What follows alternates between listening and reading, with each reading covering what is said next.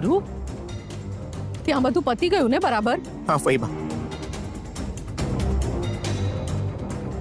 હા શું ગુરુ, તું આમ ઢીલો પડશે તો કેમ ચાલશે? હવે તો તારે જ બધું સંભાળવાનું છે ને?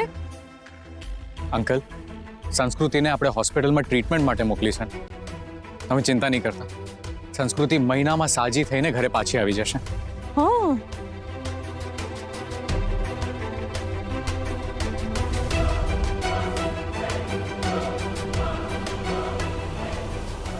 ચાલો ગુરુ અંકલ પાસે જઈએ.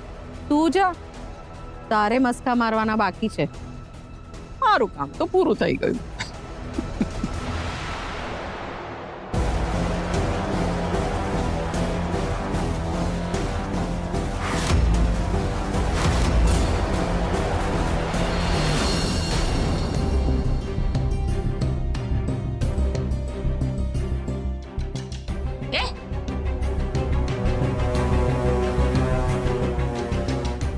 તને એ લોકો લાગે ને?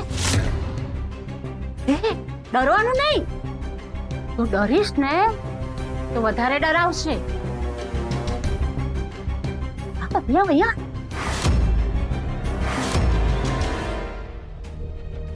ડરવાનું નહીં. હા, રાતે છે ને બધા સુઈ જાય ને એટલે એ આપણી સાથે વાત કરે. આંટી તમે શું બોલો છો? બસ બોલ બોલ જ કરું છું. કોઈ વાત કરવા વાળું નથી મારી જોડે.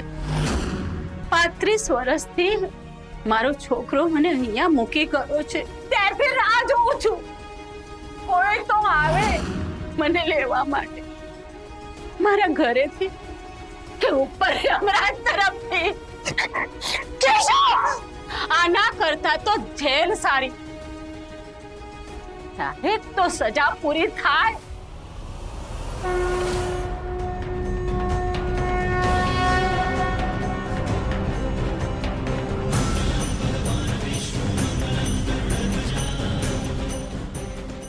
अलग अलग एंगल थी पाट फोटा मने एकदम परफेक्ट જોઈએ સમજી લેજે.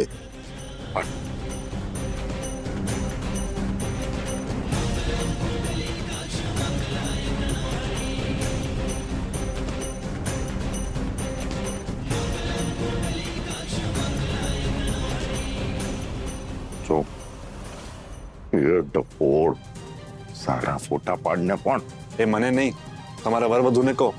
બંનેમાંથી એકે જણા કેમેરામાં જોતા નથી. એમ તું ફોટોગ્રાફર છે ને, તો સારા ફોટા પાડવા એ તારી ડ્યુટી છે. ડ્યુટી છે, પણ એની માટે એક ઉત્સાહ હોય. આ બંનેઓને જોઈને લાગે છે કે પરાણે બેસાડ્યા છે.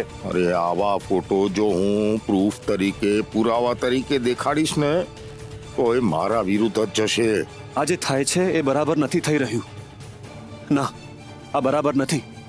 મમ્મી, મને ખબર છે કે હું કોઈની જિંદગી બગાડું છું, પણ તને ખબર છે કે આ બધું તારી માટે છે.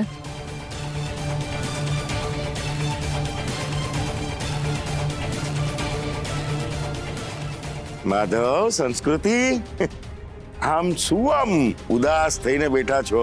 અરે બેટા, તમારા લગ્ન છે, હસો હસો તો ફોટા બી સારા આવે નહીં?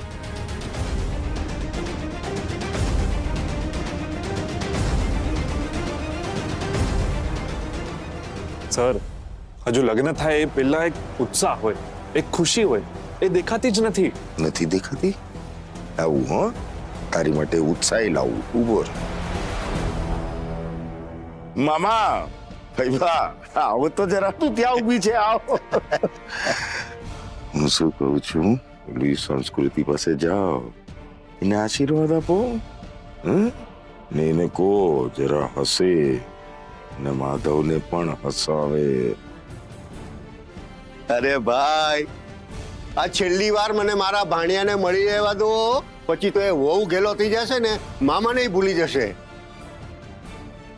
મારો ભત્રીજો એવો નથી. બોલવાની પરમિશન મળી ગઈ લાગે છે.